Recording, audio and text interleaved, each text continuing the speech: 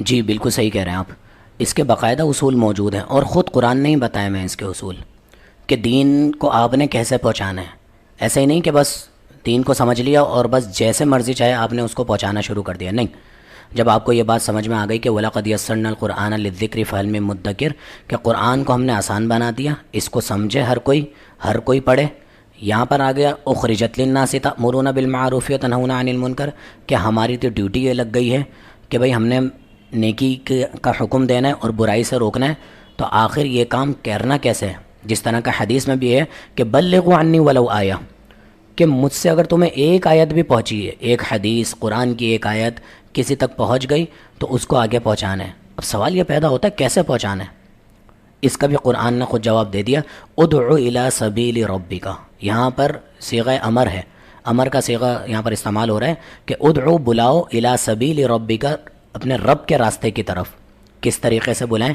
بالحکمتی، حکمت کے ساتھ.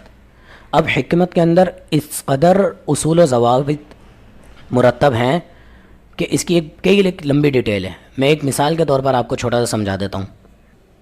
ایک شخص ہے آپ کی نظر میں جو بالکل نماز نہیں پڑھتا، نماز سے اس کا دور دور تک کوئی تعلق نہیں ہے، تو آپ اس کو اللہ تعالیٰ کی رحمانیت اور رحم والی باتیں نہیں سمجھائیں گے، بلکہ بتائیں گے کہ نبی کریم صلی اللہ علیہ وسلم نے فرمایا کہ بین العبد و بین الکفر ترک الصلاۃ، کہ بھائی اگر تم نماز نہیں پڑھ رہے اللہ کے بندے، تم تو اسلام کے دائرے سے نکل جاؤ گے. اس شخص کا اسلام سے کوئی تعلق ہی نہیں ہے جو نماز جیسے عبادت کو اس نے بالکل ترک کیا ہوا ہے، جو نماز کا انکاری ہے. اور عمل سے، چاہے کوئی بھی شخص زبان سے انکار کرے نہ کرے، وہ عمل سے اگر مستقل طور پر ایک گناہ کو کر رہا ہے یا ایک نیکی کے کام کو مستقل طور پر چھوڑ رہا ہے جو دن میں 5 مرتبہ فرض ہے، تو اس کا مطلب ہے وہ باقاعدہ انکار کر رہا ہے اس کا. ٹھیک ہے. ایک شخص زبان کی بالکل حفاظت نہیں کرتا، ہر موقع پر گالیاں دیتا رہتا ہے، جھوٹ بولتا رہتا ہے، فریب کرتا رہتا ہے، تو آپ اس کو بتائیں گے بھائی یہ جو تم گالیاں نکال رہے ہو، یہ گالیاں جو ہے نا یہ تمہارے والدین پر جا رہی ہیں گالیاں. یہ کوئی آسان بات یا کوئی ہلکی چیز نہیں ہے یہ، جس کو تم نے بس زبان کی خیانت سمجھ لیا اور بس ہنسی مذاق سمجھ لیا. اب دوسری جگہ ایک شخص ہے نماز پڑھ رہا ہے، آپ دیکھ رہے ہیں، لیکن وہ نماز میں تھوڑی سی کوتاہیاں کر رہا ہے، تو پھر آپ اس کو اللہ تعالیٰ کی رحمت سمجھائیں گے کہ اللہ تعالیٰ کے پاس آنا ہے تو کتنے بڑے اچھے طریقے سے خوش و خضوع کے ساتھ نماز پڑھنی ہے.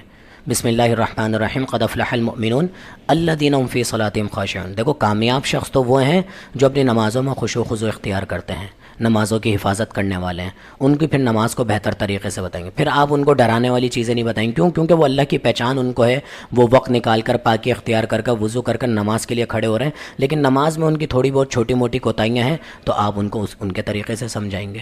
تو جہاں پر جتنا شخص اللہ تعالیٰ سے دور ہوگا وہاں آپ نے سختی والے الفاظ استعمال کرنے ہیں، اور جتنا کوئی شخص اللہ کے قریب ہوگا اور اس کے اندر عبادت کے اندر اس کی کوتاہیاں آئیں گی تو پھر اس کو بتانا ہے کہ کوئی بات نہیں. آپ نفلی، ایک شخص ہے جو فرض پڑھ کے چلا جاتا ہے، حالانکہ نماز وہ پڑھ رہا ہے لیکن وہ کبھی سنت نفل پڑھتا ہی نہیں ہے، تو پھر آپ اس کو یہ بتائیں گے کہ اللہ تعالیٰ قیامت کے دن جب نماز کا حساب کتاب کرے گا اور فرض میں کوتاہی ہوگی جو کہ ہر ایک کی ہو جاتی ہے، تو اللہ تعالیٰ نفلی نماز میں سے اس کے فرائض کو مکمل کر دے گا. جب آپ اس کو یہ بات بتائیں گے، اللہ تعالیٰ کی رحمت کے بارے میں بتائیں گے، تو وہ یقیناً اللہ تعالیٰ کے اور قریب آ جائے گا اور نفل عبادت کرنے کا بھی اپنے اندر تک و دو کرے گا، کوشش کرے گا. تو یہ ہے بالحکمتی، ادع الی سبیل ربک بالحکمتی، حکمت کے ساتھ لوگوں کو اللہ کی طرف بلاؤ.